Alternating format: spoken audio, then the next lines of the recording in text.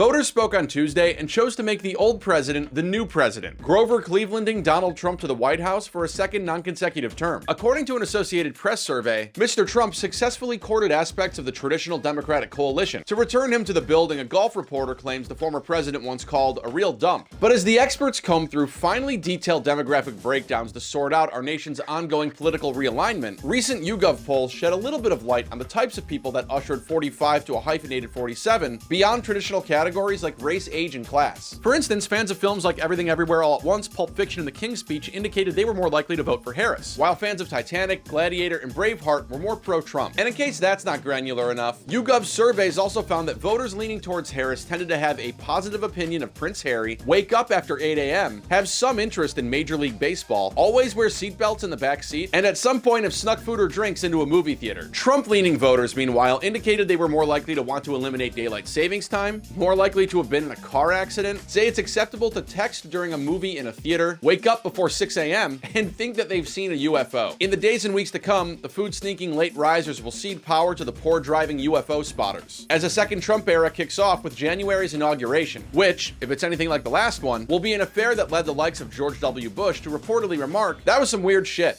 Because yeah, it's safe to say it's been another weird week here in these United States, and your daily news refresh was here for all of it. My name is Greg Ott, and we spent the past week canvassing the internet for the best weird, funny, strange, and interesting news videos, feeding them into a tabulating machine and spitting out the results. And the winner? This video. Today we've got everything from a raccoon spotted hanging from the ceiling of a Spirit Airlines gate to TGI Fridays bankruptcy gift card conundrum. But before we dig in, please give this video a like and a hot subscribe. It really helps us reach more people in the algorithm. Thanks. And with that, be careful out there. Dozens of monkeys have escaped from a biomedical research facility. The Yemassee, South Carolina Police Department announced that on Wednesday, 43 monkeys got loose from the Alpha Genesis Primate Research Center. They claim that Alpha Genesis has eyes on the monkeys and they're trying to entice them with food. While an Alpha Genesis spokesperson claims these monkeys are too young to carry disease, police nevertheless advise the public to secure their doors and windows and avoid the area around the research center as not to spook these skittish animals, perhaps in an effort not to trigger some sort of lawnmower man situation. Oh, and the Pentagon has confirmed that about 10,000 North Korean troops are in Russia to fight in their war against Ukraine. And according to the chief global affairs commentator with the Financial Times, a reliable source has communicated that these North Korean soldiers, who have never had unfettered access to the internet, are, quote, gorging on pornography. A Defense Department spokesperson told the military community website that they can't confirm any North Korean internet habits or extracurriculars in Russia. Though in case you ever find yourself under one of those North Korean trash balloons, I'd steer clear of any loose Kleenex.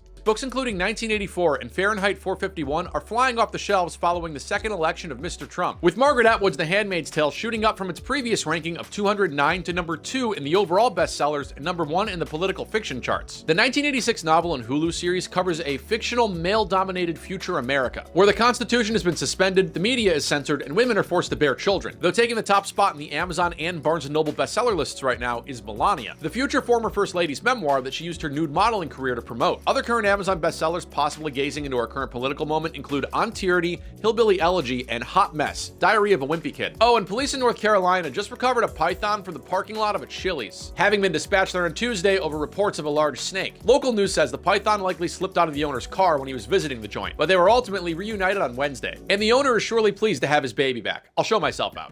Bankrupt TGI Fridays franchises are worried about a bank run on $50 million worth of unused gift cards. Last Saturday, the place where it's always Friday filed Chapter 11 after never fully recovering from pandemic shutdowns. And while they say their remaining restaurants will stay open and continue to serve customers as usual, according to court documents, TGI Fridays Incorporated has around $49.7 million worth of outstanding gift cards. And while the company claims they'll honor these gift cards, some of which are about 20 years old and thus younger than a dated movie reference, Bloomberg reports some franchisees are worried they'll be left holding the bag should there be a run of customers cashing in their 2-decade-old birthday presents. And if that Friday's feeling is hard to stomach, a 77-year-old slice of cake from Queen Elizabeth and Prince Philip's wedding just sold at auction for about $2,800. One of these, quote, very rare slices from this 2,000-piece, 9-foot-tall, 500-pound cake had been saved in a neatly packaged box since 1947, along with a letter thanking a guest for a wedding present. Should the winning bidder decide to consume this cake, no doubt they'll find themselves on a throne of their own.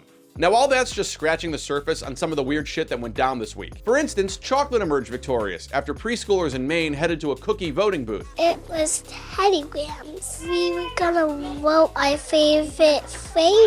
A green puppy was born in Mississippi and named after a green Shrek character. We decided to name her Fiona after the Shrek movie. And we even showed you how dirty daycare diapers are being used to power homes in Massachusetts. We're moving trash into a boiler. That boiler is thermally destroying or heating up the material. That's creating steam energy. Steam energy goes through the turbine into the local power grid, and that water that was in those tanks goes through a closed loop process to come right back into our boilers. You can check out all those videos and more in the shorts feed and the long feed here on your daily news refresh. And again, if you like getting weird and interesting news stories in your feed, please subscribe. It really does help us reach more people. My name is Greg Ott. Thanks for checking us out, and don't forget to leave us a comment to let us know what you think of this stuff. In this very old video about the Ringling Brothers Circus getting rid of clowns and animals, Wisdom River 3476 just wrote, "No clown, no animals, boring." Hey, don't shoot the messenger with seltzer.